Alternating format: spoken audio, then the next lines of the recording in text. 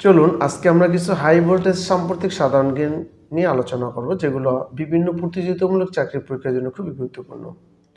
সর্বশেষ কোন দেশের সঙ্গে বাংলাদেশের ভিসা অব্যাহতি চুক্তি স্বাক্ষরিত হয়? সর্বশেষ কোন দেশের সঙ্গে বাংলাদেশের ভিসা অব্যাহতি চুক্তি স্বাক্ষরিত হয়? সঠিক উত্তর হবে পূর্ব তিমুর। ক নম্বরটা আছে সঠিক উত্তর। 2025 সালে বিজ্ঞান ও প্রযুক্তিতে 21 পদক পাচ্ছেন কে? মেহেদী হাসান। মেহেদী হাসান অর্থাৎ অব্রর তিনি প্রতিষ্ঠাতা মেহেদী হাসান। ইরানের প্রথম ড্রোনবাহী যুদ্ধজাহাজের নাম কি? ইরানের প্রথম ড্রোনবাহী যুদ্ধজাহাজের নাম হচ্ছে শহীদ বাহমান বাগেরি। শহীদ বাহমান বাগেরি। যুক্তরাষ্ট্রের ফোর্বসের তালিকা অনুযায়ী 2025 সালের বিশ্বের সবচেয়ে শক্তিধর বা ক্ষমতাশীল দেশ কোনটি? যুক্তরাষ্ট্র।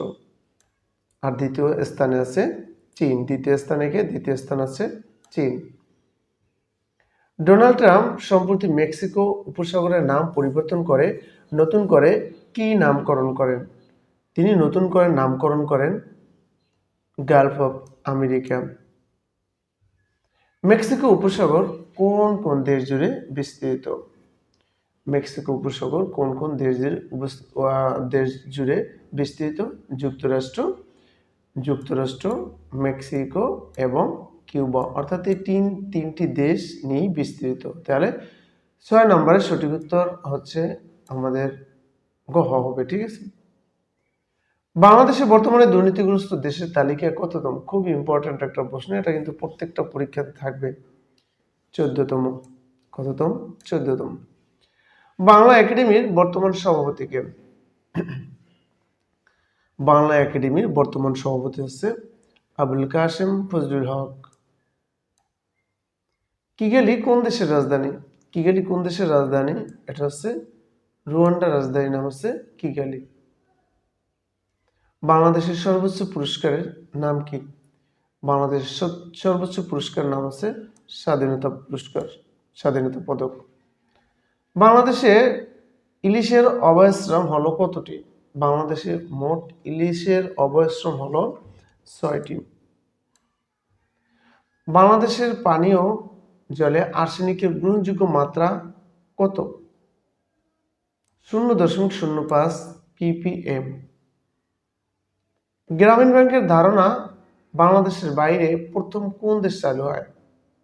গ্রামীণ ব্যাংকের ধারণা অর্থাৎ যে ক্ষুদ্র ঋণ, গ্রামীণ ব্যাংকের যে ধারণাটা কোনটা? ক্ষুদ্র ঋণ। মূলত বিষয়টা এবার প্রশ্নটা আসতে পারে, ক্ষুদ্র ঋণের এই ধারণাটা বাংলাদেশের বাইরে আর কোথায় আছে? বা গ্রামীণ ব্যাংকের এর বাইরে আছে মালয়েশিয়াতে। জুলাই গণঅভ্যুত্থানের শহীদ আবু সাইদকে নিয়ে অঙ্কিত উন্নত মমশির শিল্পকর্মটি অঙ্কন করেন কে?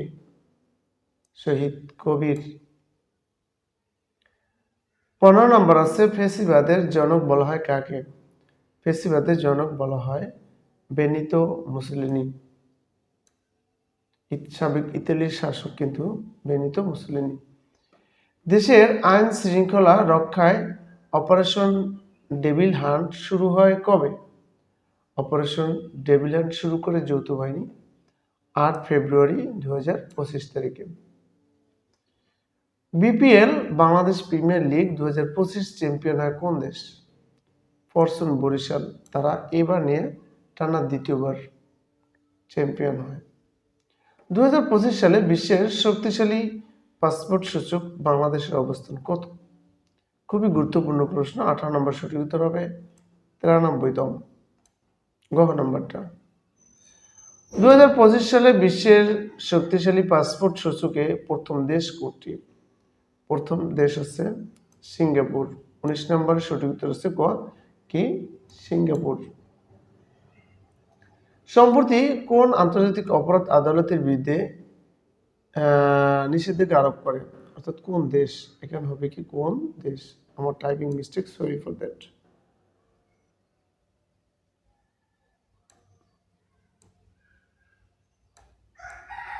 আমি আসলে কার্সর দিয়ে লিখতে পারি না।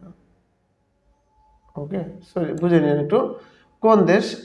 সম্প্রতি কোন দেশ আন্তর্জাতিক অপরাধ আদালতের বিরুদ্ধে নিষেধাজ্ঞা আরোপ করে? যুক্তরাষ্ট্র। বিবিএস এর মতে বাংলাদেশে বর্তমান মাথাপিছু আয় কত মার্কিন ডলার? ভেরি ভেরি ইম্পর্টেন্ট প্রশ্ন। 2738 মার্কিন ডলার, একবার ঠুটস্থ করে রাখবেন। দেশে বর্তমান নীতি সুদহার কত শতাংশ? দেশে বর্তমানে নীতি সুদহার হচ্ছে 10%। আজাদি স্কোর কোথায় অবস্থিত? আজাদি স্কোর কোথায় অবস্থিত? 23 নম্বরে সঠিক উত্তর হচ্ছে ইরানে অবস্থিত। কাসেম ব্রিগেডের নাম কোন সংস্থার সাথে যুক্ত? এটা হচ্ছে ফিলিস্তিনের হামাস, সশস্ত্র গোষ্ঠী হামাসের সাথে যুক্ত। 25 নম্বর আছে কি, জারিম করিডোর কোথায় অবস্থিত? গাজা, প্যালেস্টাইন। বাংলাদেশ বর্তমানে কততম বৃহৎ অর্থনীতির দেশ? 35তম বৃহৎ অর্থনীতির দেশ।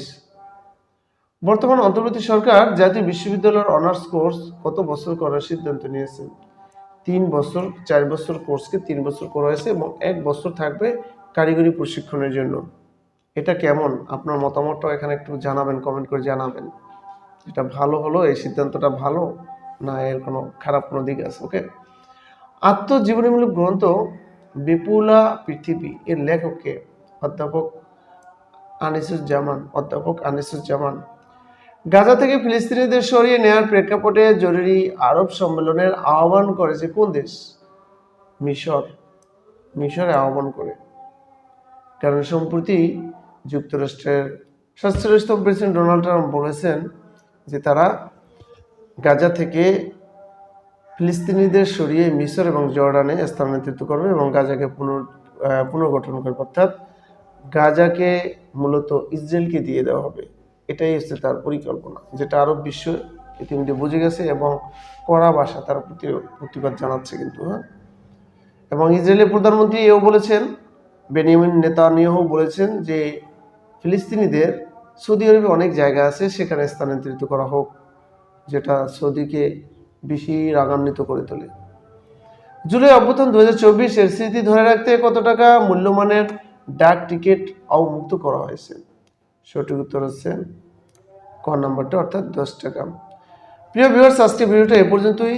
তো এই ধরনের সাম্প্রতিক একবার লেটেস্ট হাই ভোল্টেজ সাম্প্রতিক সাধারণ জ্ঞান পেতে চ্যানেলটিতে যদি আপনি নতুন দর্শক হয়ে থাকেন অবশ্যই চ্যানেলটি সাবস্ক্রাইব করবেন এবং বেল আইকনটি অন করে অল দিয়ে রাখবেন, যাতে আমরা পরবর্তী কোনো ভিডিও দিলে আপনি খুব সহজে সবার আগে পেয়ে যান। কারণ আমরা আমাদের এই চ্যানেলে প্রতিনিয়ত বিভিন্ন সরকারি বেসরকারি প্রতিযোগিতামূলক চাকরি পরীক্ষার জন্য কমন উপযোগী সাজেশন আপলোড করে থাকি এবং বিভিন্ন দিক নির্দেশনা দিয়ে থাকি আমাদের ক্ষুদ্র অভিজ্ঞতার আলোকে। তো ভালো থাকবেন। আসসালামু আলাইকুম।